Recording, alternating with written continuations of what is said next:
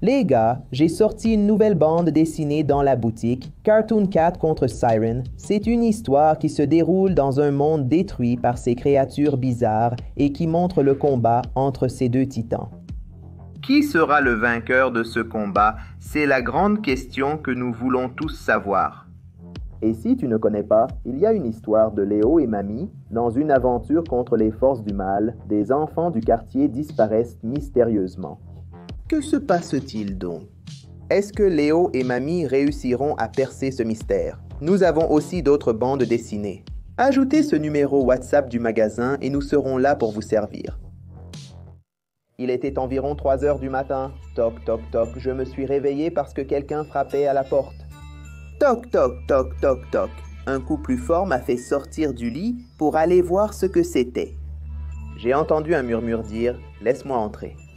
C'était une voix familière de quelqu'un que j'entends de temps en temps. « Laisse-moi entrer ». Toc, toc, toc, toc, je veux juste te parler. Ah, c'est mon voisin.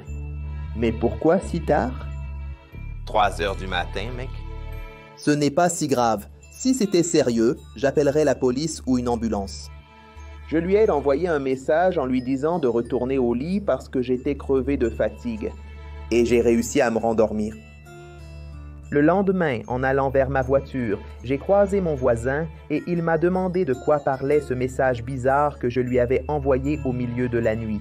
J'étais confus et je lui ai dit que je lui avais envoyé parce qu'il frappait à ma porte à 3 heures du matin.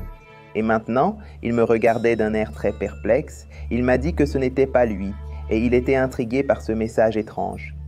J'ai dû rêver ou quelque chose comme ça parce que c'était bien sa voix, ça j'en suis sûr. En riant, j'ai expliqué, un peu gêné par ce qui s'était passé. Et nous avons continué notre chemin vers le boulot. La journée est passée et je suis vite allé me coucher. Quand j'ai entendu toc toc toc, le bruit était fort. Assez fort pour résonner dans toute ma maison et me réveiller au 2e étage. J'ai attendu et je me suis pincé pour m'assurer que j'étais bien réveillé. Laisse-moi entrer, s'il te plaît. C'était la voix de mon voisin. Toc, toc, toc, ma porte tremblait sous les coups. Dépêche-toi. Tu dois me laisser rentrer. Je suis descendu les escaliers avec mon téléphone pour m'éclairer. Si ce n'était pas mon voisin, mais quelqu'un qui lui ressemblait, j'aurais voulu pouvoir appeler la police. Toc, toc, toc, toc, toc. Le son était plus fort, entrant directement dans mon oreille. Je suis allé à la porte, sachant que tu étais là et que je devais entrer. J'ai jeté un coup d'œil pour voir qui était le type qui faisait autant de bruit et m'empêchait de dormir pour la 2e fois. Ce que je voyais ressemblait à une blague. C'est quoi ce bordel? Des rangées et des rangées de dents gigantesques avec une bave dégoûtante qui coulait. Quelqu'un qui n'était ni humain ni animal. J'ai regardé à nouveau par le Judas et j'ai vu cette langue dégoûtante passer sur la porte. J'ai observé son recul. Quelle créature bizarre est-ce? Il mesurait 1,50 m, sans peau, sans yeux ni oreilles, mais avec 3 grands bras aléatoires sortant du centre. Chacun se terminait par de longs doigts qui s'ouvraient et se fermaient frénétiquement. Je sais que tu es là. La poignée de porte bougeait. Il a frappé plusieurs fois à la porte, me faisant tomber en arrière de peur. J'ai appelé mon voisin et il a répondu. « Antoine, qu'est-ce qui se passe? » « Pourquoi tu m'appelles à cette heure-ci, mec? » Le bruit ne venait pas de la porte. J'ai entendu la créature partir, puis je suis remonté et me suis enfermé dans le placard, effrayé. Quelque chose est à ma porte. Peux-tu vérifier, s'il te plaît? Es-tu somnambule? Non, mec, c'est sérieux. Regarde par ta fenêtre. Fais juste pas de bruit. Ah, ok, mec. Je vais me lever et jeter un œil ici. Antoine? Oui. Es-tu ivre? Non, pourquoi? Je t'ai entendu frapper comme un fou à la porte. On va en parler maintenant, en face à face. T'es défoncé, non? N'ouvre pas la porte, mec. J'ai crié au téléphone en entendant mon voisin ouvrir la porte.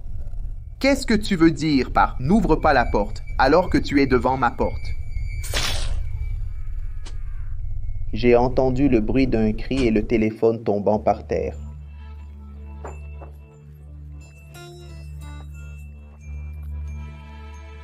Le téléphone était encore allumé.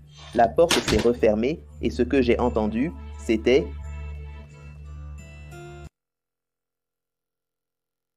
Imagine que tu es à la bibliothèque de ton école en train de chercher un livre et que tu finis par trouver quelque chose de différent. Qui ne devrait pas se trouver parmi les livres? Un masque mystérieux, et en le mettant sur ton visage, quelque chose d'étrange se produit.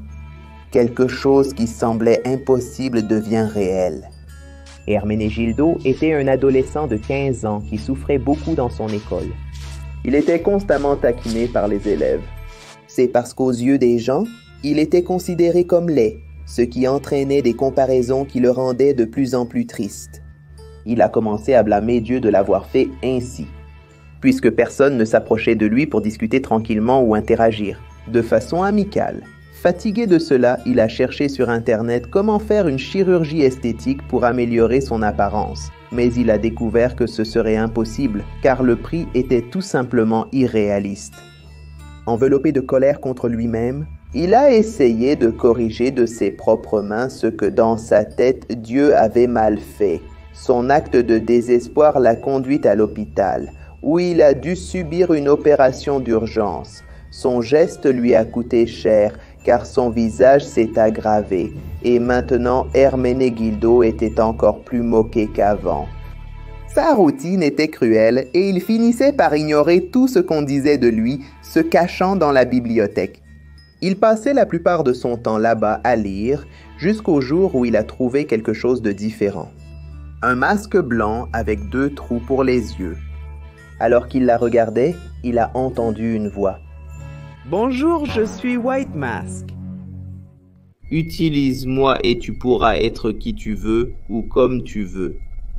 Pense au visage, dis « J'accepte » à voix haute « Aimez-moi ». Herménégildo n'a pas hésité une seconde et l'a fait. D'une manière magique, il a ressenti quelque chose de différent sur son visage. Il a pris son téléphone pour regarder et a eu un choc. Il était beau comme il l'avait imaginé. On ne dirait pas qu'il portait un masque. C'était comme s'il était né de nouveau. Tous les élèves du collège l'ont vu et ont été choqués, car Herménégildo était canon, un vrai beau gosse. Les moqueries ont cessé. Il était entouré de filles qui voulaient profiter de sa beauté. Il s'est senti béni d'avoir trouvé ce masque et il a aussi attribué cela à Dieu, pensant que c'était une rectification de l'erreur commise par le Créateur. Ce qu'il ne savait pas, c'est que le White Mask était un artefact mystique ancien. Son intention est de rechercher des personnes déstabilisées ayant une faille pour conclure son pacte. Le pacte consistait en ce que, dès que la personne acceptait de le porter, White Mask pouvait s'installer et devenir le maître de cette personne. Peu à peu, il absorbe l'énergie de l'hôte, pouvant rester jusqu'à 2 mois à se nourrir, jusqu'à ce qu'il épuise toutes les ressources de l'hôte et que celui-ci meure. Alors, mes amis, si vous voyez un masque quelque part, faites attention, car cela pourrait être White Mask à la recherche de son nouvel hôte. D'accord ? Il y avait un collectionneur de pièces qui est décédé chez lui. Il vivait seul et possédait une collection gigantesque de pièces. Ses enfants ont alors décidé de mettre la maison en vente. Ils ont essayé de retrouver sa précieuse collection de pièces. Cependant, elle semblait avoir disparu de l'endroit. La maison n'avait plus que le canapé rouge sur lequel le collectionneur faisait ses siestes. Rien d'autre. Étrangers à la situation, la famille a décidé de vendre la maison et de laisser le canapé au futur acheteur du bien. Elle a été vendue et la nouvelle famille a emménagé dans la maison où il n'y avait qu'un canapé rouge. Les enfants ont sauté dessus avec enthousiasme, mais l'un d'eux, Gérald, est devenu pâle. Il a entendu quelque chose, mais il n'a pas pu identifier ce que c'était, seulement que cela venait du canapé.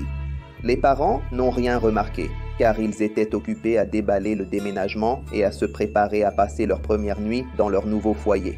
Les 3 frères sont montés au 2e étage pour aller voir dans leur chambre. Gérald regarda en arrière et observa le canapé, effrayé. La nuit est tombée et les parents dormaient, épuisés. Cependant, les enfants étaient assis sur le lit, couverts et en train de discuter. Avant que Gérald ne puisse commencer à discuter du sujet avec ses frères et sœurs, un bruit de pièces de monnaie est venu d'en bas. Sa sœur est allée jusqu'à la tirelire, pensant que le bruit venait de là, mais ce n'était pas le cas. Alors elle est descendue lentement les escaliers, se dirigeant vers le canapé. Le rembourrage bougeait. Elle a demandé qui c'était, mais n'a pas eu de réponse. Elle a commencé à jeter des pièces sur le canapé. Un bras est sorti dessous le rembourrage et a attrapé les pièces une à une. Elle pouvait entendre un bruit de mastication et des grincements de métal.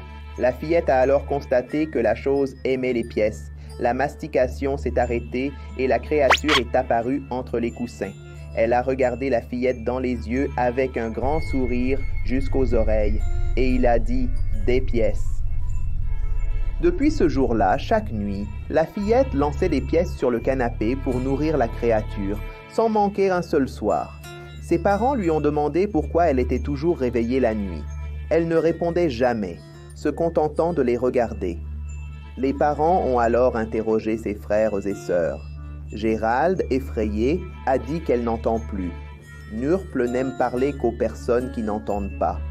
Et du jour au lendemain, elle n'a plus réussi à entendre quoi que ce soit. Surpris par ce que leur fils venait de dire, les parents ont couru en bas. Elle était assise sur le canapé, les regardant droit dans les yeux, avec un grand sourire jusqu'aux oreilles. Des pièces? Vous avez apporté des pièces pour Narpal. Vous ne voulez pas voir ce qui arrive quand quelqu'un n'apporte rien à Narpal? Soudain, des bras sortent dessous le canapé, attrapant la famille par la tête et les tirant à l'intérieur. La fille reste assise avec un sourire sur le visage, ressemblant à Narpal, et tout ce qu'elle dit, c'est « des pièces ». Un jour, un homme d'environ 35 ans sortait d'un petit bar. En marchant vers le coin de la rue, il était un peu ivre et sa coordination était altérée. C'est alors qu'il s'est approché d'une bouche d'égout qui se trouvait sur le trottoir. Et quelque chose s'est passé, la bouche d'égout s'est ouverte et l'homme est tombé à l'intérieur. Et ce n'est pas tout. Des témoignages de personnes disparaissant à ce même coin de rue ont été rapportés par des sans-abri. Ceux qui dormaient là ont remarqué un schéma qui se répétait toujours. Une personne marchait. Et quand elle s'approchait de la bouche d'égout, le couvercle s'ouvrait, des flammes en sortaient et la personne était tirée à l'intérieur. Puis le couvercle se refermait à nouveau. La police a été appelée sur les lieux, et ils ont écouté les sans-abri, mais ils ne les ont pas crus. Ils sont donc partis chercher des preuves concernant les disparitions. Dans cette rue, un enregistrement a été obtenu auprès de l'un des établissements, et il montrait ce qui se passait. Et cela correspondait à tout ce qui avait été rapporté. Une enquête a été ouverte. Et la principale théorie était qu'il y avait une accumulation de gaz. L'explosion a eu lieu à cause de quelque chose dans les égouts. En expulsant le couvercle de la bouche d'égout et en faisant tomber des gens dedans. Mais ce serait une sacrée coïncidence que cela se produise justement quand la personne passe près de l'endroit et toujours aux mêmes horaires. À 3h59 du matin, tu vois. Ils ont ouvert la bouche d'égout pour essayer de trouver des survivants ou d'éventuels corps. Mais rien de substantiel n'a été trouvé. On a seulement identifié des traces de cendres sur les parois de l'égout. Et cela reste un mystère pourquoi cette bouche d'égout s'ouvre et pourquoi les gens y tombent. Les habitués du lieu ont surnommé la bouche d'égout le trou de Luce. Luce étant le surnom pour quelque chose de mauvais, n'est-ce pas? Là où le diable ouvre la bouche d'égout, des flammes en sortent et il aspire le malchanceux qui passe par là, n'est-ce que pas? L'emmenant directement en enfer. Imagine, tu vas te coucher après une journée fatigante et stressante. Et quand tu vas te coucher, quelque chose d'inhabituel se produit. Quelque chose qui peut mettre fin à ta vie. Cette histoire s'est passée au Piauí, dans le nord-est du Brésil. Un jeune homme de 18 ans, appelé Wilson, venait tout juste de rentrer de son nouveau travail. Ce jour-là, il a fait une chaleur exceptionnelle. Après une douche rafraîchissante, il est allé dans sa chambre faire une sieste. Il remarque quelque chose de différent. Il y a un ventilateur de plafond installé, tout neuf. Il a pensé que c'était un cadeau de ses parents et il en a été très heureux. Comme tout le monde dormait, il n'a pas voulu les réveiller. Pour les remercier, son objectif était d'acheter un ventilateur avec son premier salaire. Parce que l'ancien était tombé en panne et il avait très chaud pour dormir. Il l'a allumé pour faire un essai et mon frère, Quelle température géniale il y avait là. Dans cette chambre, il a été ému, mec, par le cadeau et il est allé vers son lit. C'est alors que le ventilateur est tombé et l'a coupé. Ses parents ont entendu le cri. Ils se sont rendus dans la chambre de Wilson. Ils l'ont trouvé effondré par terre. Les parents du jeune Wilson étaient perplexes devant la scène. Les parents de Wilson étaient perplexes devant la scène, pensant que quelqu'un s'était introduit chez eux. Aucun signe de lutte n'était visible. Le bras du jeune Wilson avait disparu, ainsi que le ventilateur. Lorsque le jeune Wilson s'est réveillé à l'hôpital, il a dit que le ventilateur était tombé sur lui et l'avait coupé.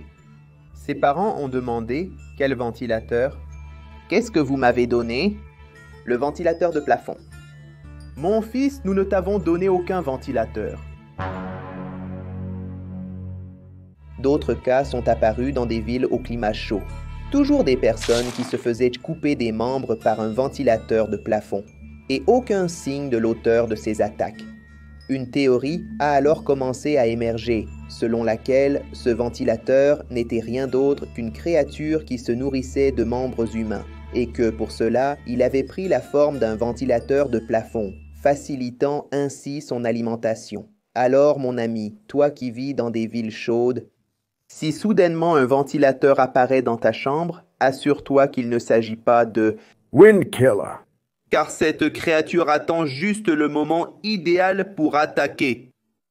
Imagine que tu traverses un parc et que tu vois une balançoire différente. Quand tu vas l'utiliser, tu tombes sur quelque chose qui va changer ta vie. Un préadolescent rentrait chez lui vers 23h33 et en passant par un parc de son quartier, il a vu qu'on avait installé une super balançoire sur l'arbre le plus haut du coin. Il avait promis à ses parents qu'il rentrerait avant minuit et il s'est dit « Ils ont mis une balançoire trop cool là-bas, mec. Je vais m'amuser un peu. J'ai encore le temps. » C'est alors qu'il s'est approché et a pu voir le jeu. Ce jeu était différent. Il était fait d'un matériau ressemblant à du caoutchouc. Contrairement à ceux qui ont une corde et une assise en bois. C'est alors qu'il s'est assis et a commencé à se balancer. Il arrivait à prendre plus de vitesse avec moins d'effort. Ce jouet était vraiment bien, n'est-ce pas? Et tu as essayé d'aller plus vite que tu pouvais. Purée, mec, quel jouet génial! Ha ha ha ha, gamin! Je vais faire un 360 ici.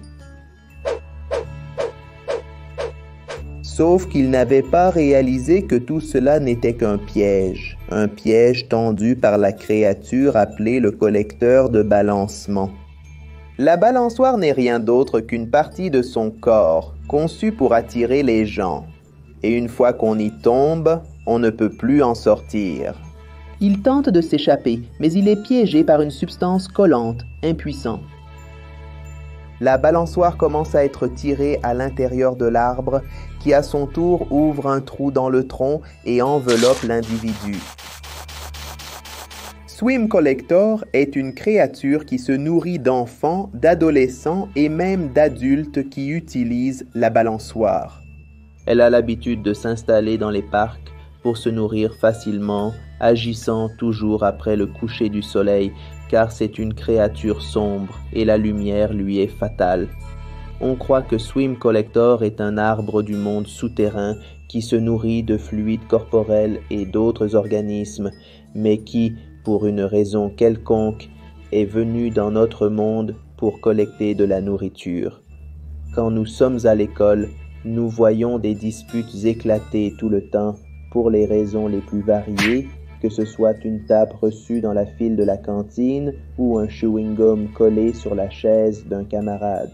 N'importe quoi peut être l'étincelle d'une bagarre qui peut durer toute l'année scolaire, voire plusieurs années, mais ce que beaucoup de gens ignorent, c'est que ces disputes futiles peuvent avoir été orchestrées par quelqu'un qui aime voir la discorde se produire. Une enseignante de l'école primaire était intriguée par le fait que les élèves se disputaient tous les jours. Le cours commençait, il restait calme et prêtait attention à son contenu. Mais dès qu'elle se tournait pour écrire au tableau, quelqu'un commençait la bagarre. Elle devait arrêter le cours pour voir quelle était la raison de cette dispute. Que se passe-t-il ici? Madame, il m'a craché dans la nuque pendant que je notais les devoirs. Je n'ai rien fait, moi aussi j'étais en train de noter les trucs au tableau, madame. Bien sûr que c'était toi, tu es le seul derrière moi. Vous deux, allez tout de suite au bureau du directeur. Elle n'en pouvait plus de ça. Il y avait toujours un problème, mon pote. Juste après que cela soit arrivé, Jorginho, un élève qui ne se mêlait jamais au problème, est venu la voir et lui a dit ceci. « Professeur, je sais qui fait ça. Faire quoi, mon garçon? » Qui est en train de semer le désordre dans votre cours? À chaque cours, je vois une créature sortir du plafond ou des murs et semer la pagaille, poussant les élèves à se disputer entre eux. Je le sais parce que je suis sensible et je vois tout. C'est pour ça que la créature ne s'en prend pas à moi. Ce qui s'est passé tout à l'heure, c'est que la créature a craché sur la nuque du garçon. Et comme il était au dernier rang, il a été accusé à tort. La professeure n'a cru à rien de ce qu'il a dit et a repris son cours. D'autres problèmes ont continué à se produire et elle repensait toujours à ce que Jorginho lui avait dit ce jour-là. Cette créature s'appelle le Treta Generator. Ce n'est rien d'autre qu'un esprit farceur qui vit dans cette salle de classe ou qui peut aussi apparaître ailleurs, créant des disputes et des intrigues. Pour voir les gens se disputer et en venir aux mains. C'est ce qui le nourrit et lui permet de se divertir du malheur des autres. Une fois sur place, seuls des exorcismes de niveau 5 peuvent le faire disparaître. Pour toujours, alors faites attention, si votre salle de classe connaît beaucoup de disputes, il se peut que Treta Generator soit en train de sévir là-bas. Yo-Yo était un enfant comme les autres. L'une de ces personnes que l'on évite dans les endroits. Beaucoup pensaient qu'elle était étrange parce qu'elle était timide. Qu'elle était ennuyeuse et inintéressante. Yo-Yo était très triste que cela lui arrive toujours. Après un certain temps, elle a arrêté d'essayer d'interagir avec les gens et restait enfermée toute la journée, dans sa chambre. Ses parents étaient très occupés à travailler et ils ne se sont pas rendus compte que leur fille avait des problèmes. Elle a commencé à dessiner pour passer le temps, elle a dessiné sur tous les murs. Au fil des jours, Yo-Yo a commencé à devenir folle. Elle a perdu le contrôle de ses émotions et cela devenait difficile pour elle-même. Son esprit était un tourbillon de tristesse et de colère. Elle détestait le monde et sa vie. Un jour, elle a entendu des rires venant de l'extérieur de sa maison. Elle a regardé dans la rue et a vu des enfants jouer et s'amuser. Comme dernière tentative d'interagir, elle a essayé d'y aller pour jouer aussi. Cependant, elle a été rejetée par le groupe. Je vais te dire une chose. Tu es vraiment bizarre. On ne veut pas jouer avec toi, ma fille. On dirait que tu viens d'un enterrement. Regarde ta tête. Bizarre. Chose bizarre. Va-t'en d'ici, espèce de folle. C'était la goutte d'eau pour Yo-Yo. Quelque chose a bugué dans sa tête. Elle était en colère, très en colère. Alors elle a commencé à dessiner le visage d'un ours jaune. Elle l'a utilisé comme masque facial. Et elle est sortie furieuse de chez elle en criant comme un ours. Au départ, elle voulait les effrayer, mais ils ont ignoré la fille, tu comprends? Mais peu de temps après, Yo-Yo a sorti un couteau et a couru vers les enfants en les tailladant. Elle n'était plus humaine. Son visage d'ours est devenu permanent et elle a caché ses mains sous sa robe. Après cela, elle a été surnommée Philo-Cartoon par les médias à cause de cette apparence de dessin animé. Après cet événement, personne n'a réussi à la retrouver. Ses parents ont témoigné auprès de la police qui est venue sur place. Et ils ont dit qu'ils ne savaient pas pourquoi leur fille aurait fait cela, qu'elle n'avait de problème nulle part, qu'elle était une enfant heureuse. Mais dernièrement, ils auraient été un peu absents parce qu'ils avaient beaucoup de travail à faire. Yo-Yo sent qu'il a le droit d'être heureux à tout prix et pour cela, il essaie d'arracher de force la joie des autres avec ses lames aiguisées, n'est-ce pas? Si elle voit des enfants accompagnés de leurs parents, Yo-Yo va attirer Kid au loin en lui montrant des bonbons et en l'éloignant de l'adulte. Alors c'est fini. Imagine que tu as une crinière gigantesque et que tu dois rafraîchir ton look. Te faire couper les cheveux et être au top. Alors tu vas chez le coiffeur, mais tu te retrouves face à une situation très étrange. C'est arrivé dans l'intérieur du Pernambouc, un jeune homme d'environ 25 ans. Il était mal habillé et avait besoin d'une coupe de cheveux correcte. Alors il est allé chez le barbier le plus proche de chez lui, là où il se coupait toujours les cheveux. Il a remarqué que l'endroit était vide. Et le professionnel était nouveau. « Où est le barbier Craysson? Il est en congé aujourd'hui ?» Il m'a vendu le salon de coiffure et il est parti en vacances pour une durée indéterminée. Il a dit qu'il était fatigué de cette vie. Maintenant, je suis le nouveau propriétaire de cet établissement. Eh ben, je ne savais même pas. Il avait l'air si heureux de travailler ici. Je l'aimais bien, c'était un bon gars. Mais bon, je vais vouloir que tu prennes soin de mon look et de ma barbe, s'il te plaît. Ça fait déjà 4 mois que je n'ai pas coupé, mec. Là, c'est vraiment n'importe quoi, hein? Regarde, c'est toujours le même prix, hein? T'inquiète pas, le prix, c'est juste un rein. Ah, mais qu'est-ce que c'est que ça, tonton? T'es fou? T'es vraiment un rigolo, hein? Alors, le nouveau barbier a commencé à couper les cheveux du jeune. En moins d'1 minute, il avait déjà fini les cheveux et la barbe. Et c'était parfait. Le jeune a aimé le service encore plus que la dernière fois qu'il était venu ici. Oh tonton, c'est vraiment trop bien, mon pote. Mais qu'est-ce que c'est que ça, mec? Super boulot. Et t'as été super rapide. T'es vraiment un pro, hein? De première classe. Oh la vache. Combien je te dois pour le service? Je t'ai déjà dit, un rein. Sérieux, tonton. C'est 20 € comme crèche, c'est ça? Ah, si c'est 30, c'est de l'arnaque. Je t'ai déjà dit quel est le prix. Et je n'accepte pas d'argent, seulement un rein. De plus en plus de cas ont été signalés concernant un coiffeur qui volait le rein des gens comme moyen de paiement. Et jusqu'à aujourd'hui, les autorités n'ont pas réussi à découvrir qui est l'individu qui commet ces crimes, ni la raison pour laquelle il fait cela à ses clients. On soupçonne qu'il vend l'organe sur le marché noir et qu'il gagne des millions grâce à cette pratique bizarre. D'autres personnes pensent qu'il s'agit en réalité d'une créature qui se nourrit uniquement de reins humains et qui s'est approprié la profession de coiffeur pour obtenir plus facilement ses victimes, puisque la personne est détendue et de dos, n'est-ce pas? Ce que nous pouvons faire pour nous protéger, c'est faire plus attention lorsque nous faisons appel au service de ce professionnel et nous assurer qu'il est digne de confiance. Une affaire très étrange a commencé à prendre de l'importance dans les grands centres urbains. Plusieurs incidents ont été signalés par des personnes qui étaient tranquillement chez elles. Et lorsqu'elles sont allées utiliser les toilettes, elles ont eu une surprise inattendue. Alors qu'elles étaient en train de se soulager, elles ont senti que la cuvette changeait, sa texture commençait à se transformer en quelque chose de différent, elles ont ressenti une piqûre au niveau des fesses, et en regardant la cuvette, elles ont vu qu'elle avait sa propre vie. L'abattant avait développé des dents, et ce qui était auparavant des toilettes normales était maintenant une créature bizarre, prête à dévorer la personne.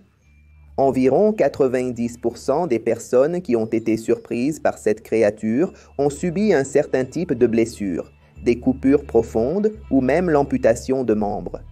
Le cas qui a le plus attiré l'attention a été celui d'un homme âgé, connu sous le nom de Monsieur Severino. J'allais aux toilettes pour faire mes besoins quand tout à coup la cuvette s'est mise à avoir des dents. J'ai perdu ma jambe à cause de cette chose. C'était horrible. C'est un scandale. Je paie mon loyer à temps pour être victime chez moi. Je dois être indemnisé pour ce qui m'est arrivé. Maudit soit-il. Un autre cas. C'était le cas du jeune Winderson. Il était dans un bar avec ses amis en train de boire un verre, n'est-ce pas? Quand soudain, il a remarqué qu'il avait la vessie pleine. Il a dû utiliser les toilettes de l'établissement. Alors qu'il se soulageait, il a été surpris rapidement par la créature. Il s'est fait couper le membre. Mais quelle est cette créature? Comment apparaît-elle dans les toilettes des gens? Appelée mangeuse de toilettes, c'est une créature métamorphe qui profite de la situation en prenant la forme d'une cuvette de toilette pour attaquer les gens. Elle se nourrit principalement de chair humaine. En cas d'échec de ces attaques, elle consomme ses propres excréments laissés sur place. Elles vivent 100% dans les égouts des métropoles et utilisent ces canalisations comme chemin pour accéder aux habitations des gens. Tout endroit doté de toilettes peut devenir un point d'alimentation pour cette créature. Alors faites attention lorsque vous utilisez vos toilettes. Il se peut que cette créature vous attende pour se nourrir une fois de plus.